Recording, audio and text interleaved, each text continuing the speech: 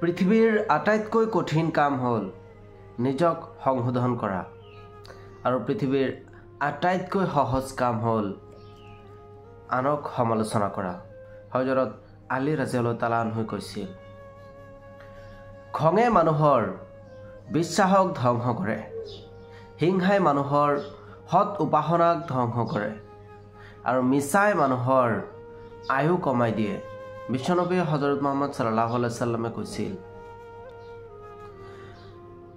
তুমি জান্নাত বিচাৰি নুফুৰিবা, বৰং তুমি এই দুনিয়াত এই পৃথিৱীত এনেকুৱা কাম কৰা যাতে জান্নাতে তোমাক বিচাৰি ফুৰে। হযৰত আলী ৰাদিয়াল্লাহু তাআলা আনহু কৈছিল। হযৰত আলী ৰাদিয়াল্লাহু তাআলা আনহু আৰু কৈছিলে, তুমি এই পৃথিৱীত এনেকুৱা কিছুমান কাম কৰা যাতে তুমি মৰি যোৱাৰ পিছত মানুহে তোমাৰ বাবে দোৱা কৰে আৰু তুমি জীয়াই থকা সময়ত মানুহে তোমাক ভাল পায়। হযৰত মুহাম্মদ সাল্লাল্লাহু আলাইহি ওয়াসাল্লামে কৈছিল যে ক্ষমা কৰাই হ'ল ইছলামৰ আদৰ্শ, প্ৰতিশোধ নহয়। হযৰত মুহাম্মদ সাল্লাল্লাহু আলাইহি ওয়াসাল্লামে আৰু কৈছিলে, যি ব্যক্তি এটা ভাল কামৰ পৰিকল্পনা কৰিলে অথচ তেওঁ সেই কামটো কৰিব নোৱাৰিলে, তাৰ পিছতো সেই সৎ কামৰ পৰিকল্পনাৰ বাবেই তেওঁৰ নামত এটাকৈ সওয়াব বা নেকি লিখা হয়।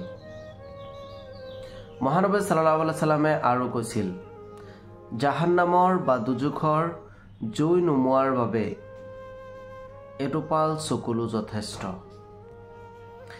তেওঁ আৰু কৈছিল, যিজনে প্ৰতাৰণা কৰে তেওঁ মোৰ উম্মতৰ অন্তৰ্ভুক্ত নহয়।